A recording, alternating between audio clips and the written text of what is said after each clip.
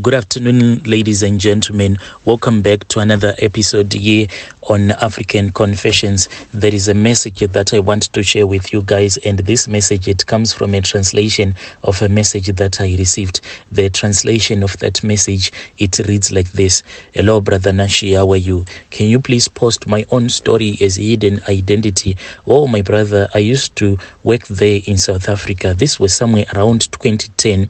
When I went to South Africa, I was not yet married. When I arrived in South Africa, I struggled a lot. In that area where I was staying, my brother, there was this other man who was from Zim. This man, when I first saw him, I thought that this man, he was such a cool guy. But one thing about this guy, he was such an evil dude. He didn't want other people to know that he was also from Zim. He used to mistreat us a lot, and he was like the manager at that security company where we were working. The guy, he was not nice at all.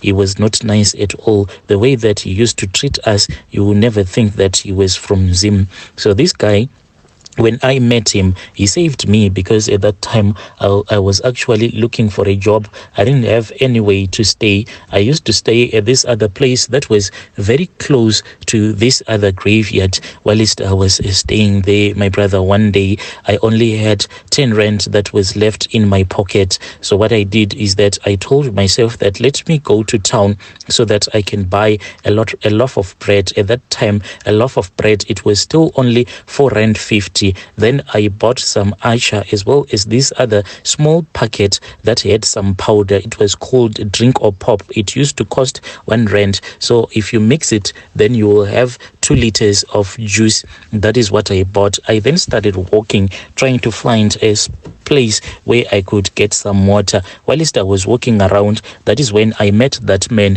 who asked me who I was, where I was headed to. I told him, and he pretended as if he was not a person from Zim. Well, when I spoke with him, he then said, you can come, let me give you some water. Whilst I was speaking with him, that was when he said that Whilst I was speaking with him, that was when he said that if I wanted to work for him, he could actually offer me a space at that company where he was the manager of that security company. Well, so my brother, I then started working for that guy as the security guard, but the amount that we were being paid, it was less than 500 rands a month. It was just terrible there. This guy, the owner, did not even know that this is what was going on. We were supposed to be given at least somewhere around 900 to 1,000 rands, but what he was doing was that to the South Africans, he was paying them their correct salary, but as for us who were from Zim, he was not paying us fairly. He was taking that money and he was spending the money with a lot of his South African girlfriends. One day when I heard that this is what he was doing, I could not control myself, and on that night I was really drunk and he was drunk as well. So he sent me to go and buy some 3 black labels for him. I went there, and when I returned, I then started speaking with one of his South African girlfriend. Whilst we were speaking, drinking beer, the guy then said, so you are trying to steal my girlfriend from me? Then we started fighting a lot, and unfortunately he then pulled out a knife. When he pulled out a knife, we then continued fighting as he was holding that knife, and when we fell to the ground, he then stabbed himself. And I want to thank God that he did not die, but the way that he stabbed himself, the doctors said that the knife actually missed his lungs by a centimeter. He was then rushed to the hospital thinking that I had actually murdered someone. I ran away, but later on I then found out that he had not died, and I thanked God for that. And I said, let me return back home. South Africa has totally refused me. I then returned back home after this whole incident. I returned back home without having anything because it was not yet month end, and I left my salary. I returned back home in the village and I started staying with my parents. When I was staying with my parents told me that it was far much better for me to go to the city. When I went to the city, that was when I met this other lady who had recently came from South Africa, and she told me that at this place where she was working for this other Somalian guy. He was looking for another person to work in the shop.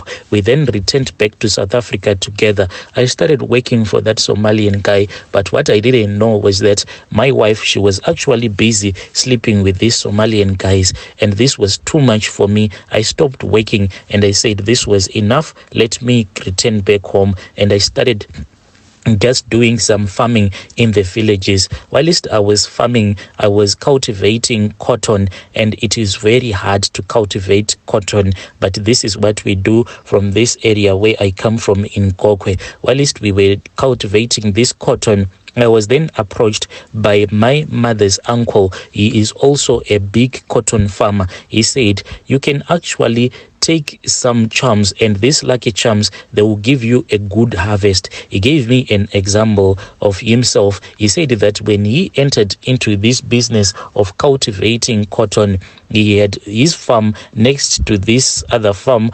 He had his field next to this other field of this other woman, but this woman had some charms, and this woman had a monitor lizard. So this monitor lizard, what it will do is that late at night, it will go into the nearby farms and it will start harvesting all of the cotton and bringing that cotton into her field. Everything that was happening, it was very spiritual. So each and every time when it will be harvesting season, he was always at a loss, and his neighbor was always making a lot of money. So when he went to this other traditional healer, he was then told that this is what was happening to him. He was then given some charms, and he was told that late at night at around 1 a.m. or 12 a.m. he was supposed to go to the fields. He was going to find out who was bewitching him. He then went there with his wife, and they waited and they waited. He said when it was somewhere around 3 a.m. that was when they saw a hippopotamus that was coming towards their field. It was coming from the river. So they hid themselves because they thought that if this was a hippopotamus, it was a very dangerous animal and it was going to attack them. But to their surprise, this hippo, it actually had the face of their neighbor. When this hippo approached their field, this hippo then transformed itself and it became a human being, their neighbor, that woman. Then that woman started whistling and whistling and whistling. Each and every time that this woman was actually whistling, they saw a big monitor lizard as it was busy harvesting the cotton. And then after harvesting the cotton, then that lizard was going to place all of that cotton into that woman's field. And after they had seen everything, they returned back to that traditional healer, who then gave him more charms to dig around the four corners of his field, so as protection. So he was saying that if you want, I can actually go with you to that same traditional healer. We then went there, my brother. When we went there, I was then given the same charms, and I was told that I was supposed to bury these charms naked and no one was supposed to see me. But I don't know what happened, because my father, when I woke up, my father, he had gone out and he was busy urinating. And when my father saw me walking out of my small bedroom naked, he thought that maybe I was a witch. My father, he then started following me little by little, as he was silently following me, until I had arrived at the place where our field was, and I started digging and digging. That was when he called out to me and he said, "Hey, what are you doing? Are you trying to bewitch me?" And my father had seen everything that had happened. From that night, my father was unable to speak, because those charms, they had actually closed his mouth. He had locked his jaws, because he was not supposed to expose everything that he had seen. But until my father passed away, when my father passed away, he will just point at me, but he was too weak. So people didn't even realize, whenever he would try to lift his finger so as to point at me, to tell people that it was I who was making him to go sick, he would try as much as he could until he will start crying because of his weakness. But when I would watch his finger, he would try to point at me until my father passed away. When my father passed away, I saw a snake entering into his coffin. This snake that entered into his coffin, it was quite small. Then it exited his coffin and it was very long. It was a long green snake. Then it disappeared. After my father had been buried, I then found myself just standing by his grave. How I had left my bedroom, I do not even know, but it was late at night. I was standing there as if I was waiting for something to happen. Then there was an explosion. We usually know that after burying a deceased body, it will go bad and the body will be so swollen because of the chemicals that will be building up in the body. Usually after 2 weeks, that is when the body will explode. Then all of those worms will start to feed on the rotten corpse. But whilst I was standing on the next night that I found myself standing next to my father's grave, that was when I had an explosion and I saw worms, those small white worms that usually feed on a rotten corpse. I saw them as they were going around my father's grave. There were a lot. Then I saw the snake. The snake came, then it started eating all of those small worms. And as the snake was eating all of those small worms, it was getting bigger and bigger. In one night, it got as big as a car, and I ran, my brother, because I was scared at everything that I had seen. That was when I started falling really sick, and the way that I was sick, I could not even go to the toilet. So for 2 days, I could not even go to the toilet. I could not stand the pain. It was really painful. The poo that was inside my stomach, it could not go out, and this was painful. I then returned back to that traditional healer who had assisted me. That traditional healer then told me that for me to be okay, I was supposed to bring my father's leg, which meant that I had to dig up my father's grave and to bring his leg so that I can be okay. I said, how am I going to do this?